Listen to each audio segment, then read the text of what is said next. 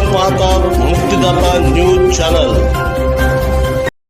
100 वर्षानंतरही दिग्रस नगरपालिकेच्या पाणी पुरवठ्याचा प्रश्न। दिग्रस नगरपालिकेची निवडणूक चालू आहे।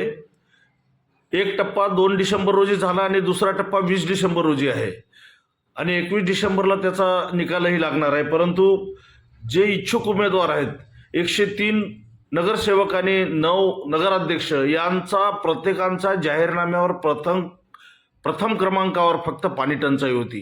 याचे कारण असे आहे की दिग्रसमध्ये भीषण पाणी टंचाई आहे। आजही दिग्रस येथील मोतीनगर, चांदनगर, रमाईनगर या प्रभागामध्ये 8 दिवसानंतर पाणी पुरवठा होतो। त्याचे कारण एकच सांगितले जाते, मोटर जळाली, पाईप फुटला किंवा लाईन नाही आहे।